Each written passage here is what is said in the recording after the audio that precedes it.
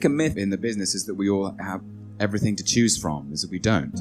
I know I'm not like top of everybody's list. It's just you have to earn that place. But sometimes you might read something and think, I have read things and gone, wow, this is amazing. And I've chased it down and knocked on the door and people have said, actually, it's not you, Tom.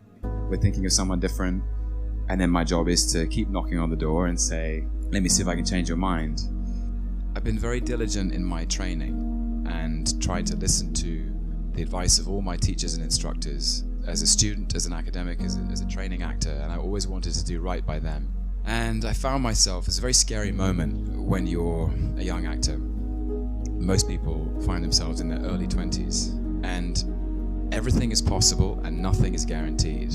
If you're lucky enough, you have an agent and you start auditioning and they send you everything from period drama to Casualty to dairy milk commercials, and you are thrown into the business and thrown into it at the deep end, and there's no time for doubt or failure, except routinely that's what happens to all of us. And I perhaps was too careful in auditioning, and I would always get close to landing roles and to booking jobs, and I would never quite get there. I mean, this is a universal experience for all creative people, certainly actors, is that the constant rejection at the beginning. You have to get used to it and you have to get thick-skinned about it.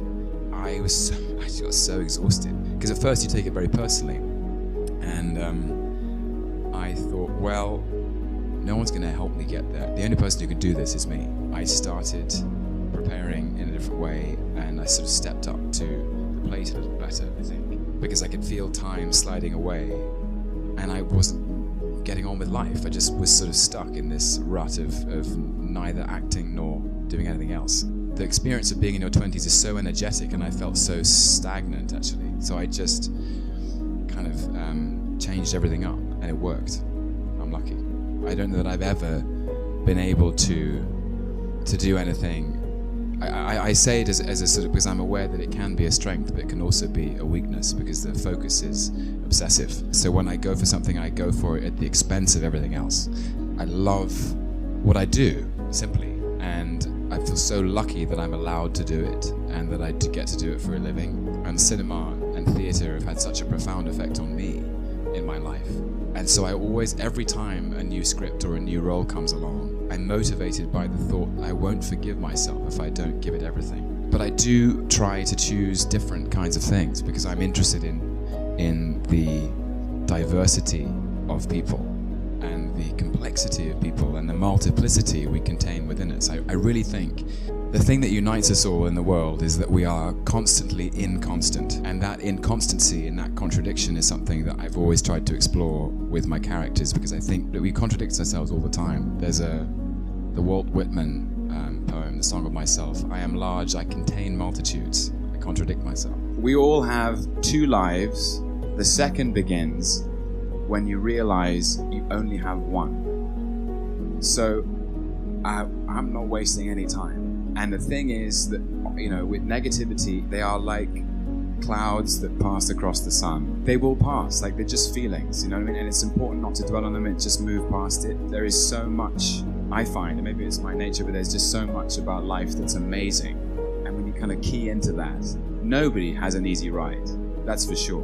And it's about to get hard, I'm sure.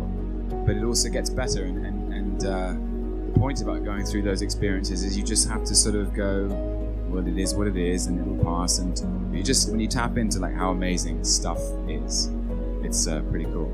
I think I always trust my gut. That's all I have. Even when I'm working, and you're thinking about the shape of a scene and how it should be played, and your head can often get in the way, and you've got to trust your gut.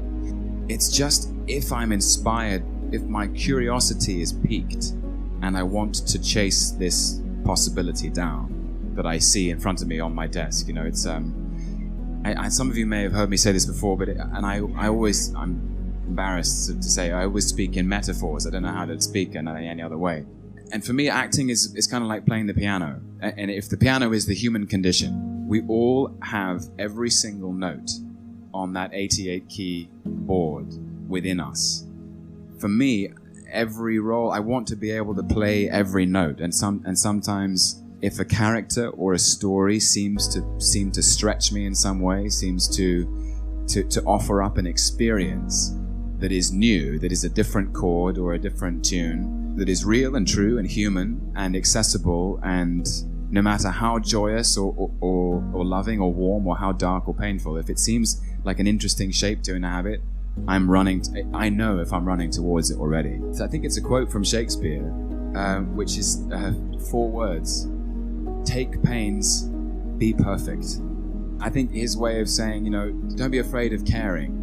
I gave myself permission to care, because there are a lot of people in this world who are afraid of caring, or afraid of showing that they care because it's uncool. It's uncool to have passion. It's so much easier to lose when you've shown everyone how much you don't care if you win or lose. It's much harder to lose when you show that you care, but you'll never win unless you also stand to lose. Basically, I've said it before, don't be afraid of your passion. Just give it free rein, be honest, and work hard, and it'll all turn out just fine. When I was at drama school was really hard. They deliberately kind of overwork you, and they throw everything at you. And maybe I was on a 3-year course at a drama school in London called RADA, and the first year you kind of work at you sort of slightly showing your strengths and the things that you're good at, and the second year they throw you everything you can't do, all the things that are your weaknesses, and you're basically to work on your weaknesses. What's the point in working on your strengths? You're working sort of 16-hour days, and you're exhausted and you're drained and you're physically tired, and I kind of lost the love a bit. I lost my mojo. I live near a couple of parks in London. I remember one night I couldn't sleep, and it was the summer. I got up really early in the morning and I went and walked to the nearest big hill, and I saw the sun rising.